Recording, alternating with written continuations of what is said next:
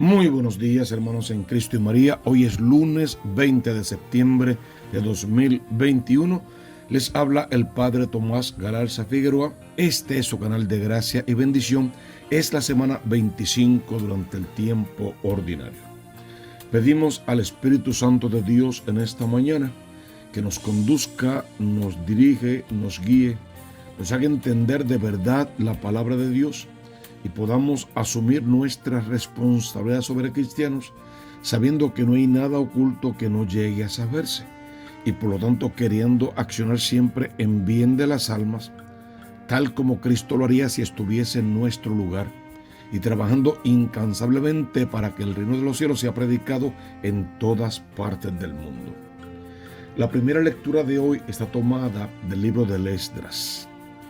Hay que apuntar primero que Esdras junto con Nehemías son básicamente los únicos documentos que tenemos sobre la historia de Israel durante aquellos siglos oscuros que siguieron al destierro del pueblo judío, el que sufrió en Babilonia por tantos años. Sin embargo, en su día vuelven a su casa, vuelven a su patria. Y la vuelta a su casa y a su tierra no es tan fácil como ellos habían pensado que sería. No es en este milagro único que fueron casi llevados por el aire hasta su casa.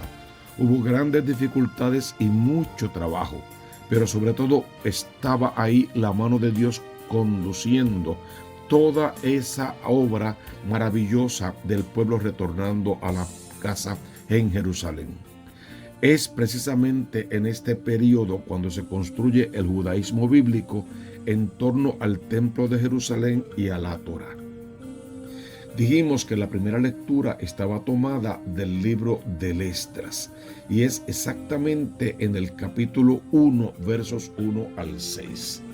Comienza diciendo: el año primero de Ciro, rey de Persia, el Señor, para que se cumpliese la palabra del Señor por boca de Jeremías, el Señor despertó el espíritu de Ciro, rey de Persia, para que proclamara de palabra y por escrito en todo su reino. Esto dice Ciro, rey de Persia: el Señor Dios del cielo me ha dado todos los reinos de la tierra y me ha encargado que le edifique un templo en Jerusalén de Judá, el que de ustedes pertenezca a su pueblo, que su Dios sea con él, que suba a Jerusalén de Judá a reconstruir el templo del Señor Dios de Israel, el Dios que está en Jerusalén, y a todos los que hayan quedado en el lugar donde vivan, que las personas del lugar en donde estén les ayuden con plata, oro, bienes y ganado, además de las ofrendas voluntarias para el templo del Dios que está en Jerusalén. Qué cosa tan interesante. Ciro es un rey pagano, es rey de Persia definitivamente, y es básicamente el que conquista la ciudad cuando Babilonia está en su peor momento. Él lo conquista y así se hace conquistador de básicamente todas las ciudades más importantes de la tierra conocida.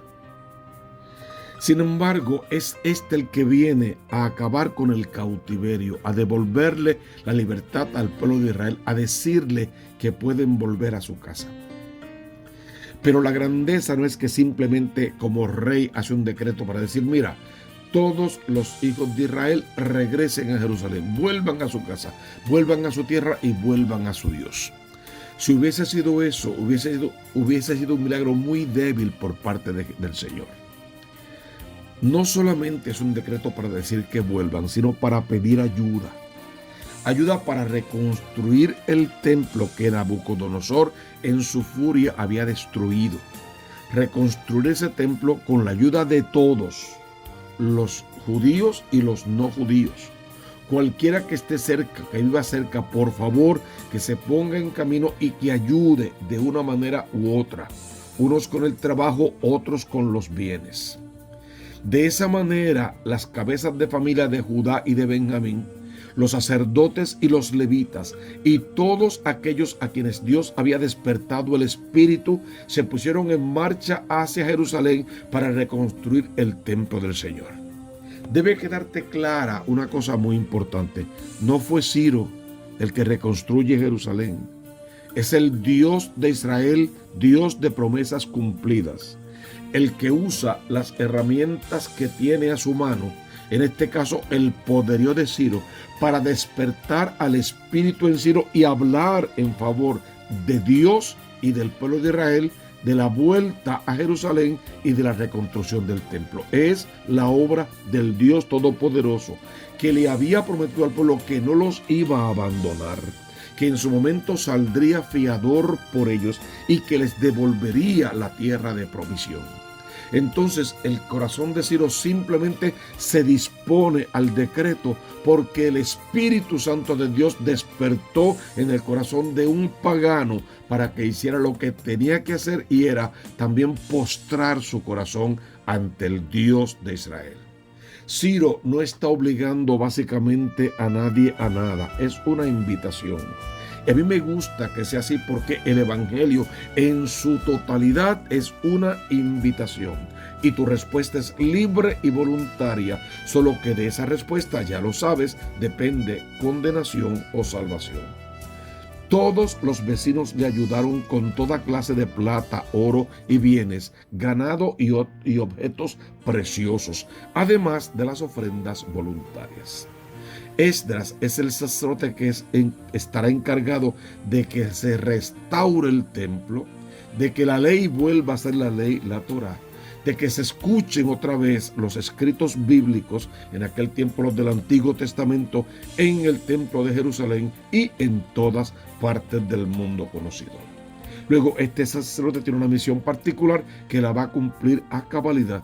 Ojalá que todos los sacerdotes de hoy, de ahora, de la Iglesia de Cristo, también encabecen esta lista y también proclamen a tiempo y destiempo y sin miedo el Evangelio tal cual, para que las almas puedan volver a Dios. Subamos ya no solo a Jerusalén, sino a la presencia del Dios Altísimo, y todos los domingos a misa, a la Eucaristía, para celebrar sobre el altar el banquete, comernos a Cristo vivo todos los días si fuera posible, y esperar por el eterno y definitivo banquete en el reino de los cielos. A esta primera lectura del Esdras responde el Salmo 125. El estribillo: el Señor ha estado grande con nosotros. Y después de leer esa primera lectura y de ver todo lo que Dios sigue haciendo aún hoy por nosotros, tenemos que decir: el Señor ha estado grande con nosotros. Cuando el Señor hizo volver a los cautivos de Sión, nos parecía soñar. La boca se nos llenaba de risas, la lengua de cantares. Hasta los gentiles decían: el Señor ha estado grande con ellos, el Señor ha estado grande con nosotros y estamos alegres. Recoge, Señor, a nuestros cautivos con los torrentes del Negev. Los que siembran con lágrimas cosechan entre cantares. Al ir iban llorando, llevando sus gavillas. Al volver vuelven cantando, trayendo sus gavillas. Es la obra de Dios que devuelve el pueblo a su lugar. Ojalá que tu corazón, tu alma vuelvan al Señor. Regresen a la casa del Padre Dios Todopoderoso. Volvamos a la vida sacramental de la iglesia verdadera. Y dentro de la iglesia cantemos cánticos, salmos, himnos inspirados, dancemos para Dios, hablemos lenguas, impongamos nuestras manos, seamos de Dios tocados por su Espíritu, renovados en ese mismo Espíritu Santo, y podamos cumplir con la misión de salvarnos y de salvar. El Evangelio de hoy está tomado según San Lucas en el capítulo 8, versos 16 al 18, tres versos básicamente. En aquel tiempo dijo Jesús al gentío: nadie ha encendido una lámpara, la tapa con una vasija o la mete debajo de la cama, sino que la pone en el candelero para que los que entren vean la luz. Y ese verso es un postulado distinto a los otros dos, pero en compendio son perfectos. No hay nada oculto que no llegue a saberse, es lo próximo que va a decir. Todo lo que hagamos en la oscuridad se sabrá en la luz. Lo que digamos en el sótano se escuchará en la azotea. Por lo tanto, si tú enciendes la llama de la fe en tu corazón, la luz de la fe y de la esperanza, entonces vive de acuerdo a esa llama para que los demás vean en ti la luz de Cristo y quieran venir a participar de esa gracia, de esa bendición, de ese poder vivir en la claridad de los hijos amados de Dios. Y siempre que vayas a actuar, a hablar o a dejar ver tus sentimientos, no olvide que de todo eso habrá que darle cuentas a Dios, porque no hay nada oculto que no llegue a saberse. Obremos siempre en la luz, nunca en las tinieblas, y todos aquellos pecados que cometimos en las tinieblas, que cometimos cuando éramos hijos de la mentira, cuando nos entregamos a las bajas pasiones de la carne y a otros sentimientos, que podamos ser sanados, liberados, corregir todas aquellas aberraciones de nuestra vida y comencemos a vivir conociendo y cumpliendo con el Evangelio, siempre en la presencia de Dios. Decimos de rodillas ante Dios para alabarlo y bendecirlo, de frente a los hermanos para proclamarle el reino de los cielos. Y el último verso, ¿qué es lo que va a decir? Mira, pues ¿cómo escuchas? Pues al que tiene se le dará, y al que no tiene se le quitará hasta lo que cree tener. Así como lo oyes, diría la palabra. Al que tiene se le dará, y al que no tiene se le quitará hasta lo que cree tener. El que tiene y el que no tiene habla de los talentos, de los dones que Dios ha regalado. Al que de Dios ha recibido grandes talentos y los pone en función, los pone en práctica, a ese cada vez se le dará más talentos para que siga dando más frutos, para que siga convirtiendo más almas y para que el reino de los cielos sea proclamado.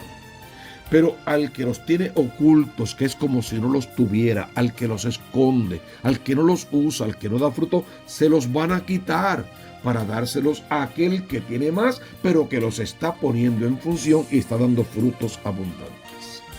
El pobre, el necesitado, a ese también se le dará los frutos que son aquellos recogidos por el trabajo de los misioneros, aquellos que sí han tenido buenos frutos de sus dones y talentos, y esa semilla nueva regada sobre aquellos que tienen que nacer de nuevo del agua y del Espíritu, y a esos entonces también se les dará más. ¿Qué se les dará? El reino de los cielos, que en fin de cuentas es la promesa. Dejemos que nos guíe la palabra de Dios en esta mañana. Encendamos en nuestro corazón la llama de la fe. Comencemos a actuar como aquellos hijos de la luz, y entre los hijos de la luz demos los frutos abundantes para poder salvarnos a nosotros mismos y aún aquellos que tienen menos. Porque la misericordia de Dios llena la tierra, llega a todos, y Dios quiere que todos se salven. Recibe de Dios en esta mañana el abrazo de su Espíritu Santo, hermano, y no olvides la consigna. Busca primero el reino de Dios con su justicia, y todo lo demás vendrá por añadidura. Suscríbete al canal de la Diócesis, y a este canal, por favor, compártelo en todas tus redes sociales. Ayúdanos a evangelizar. Déjanos tus comentarios, tus sugerencias, pero sobre todo tus intenciones para la misa, porque si las llevamos a cada Eucaristía. Y abre tu corazón para que desde lo alto recibas la bendición de Dios, en el nombre del Padre, y del Hijo, y del Espíritu Santo. Amén, amén y amén.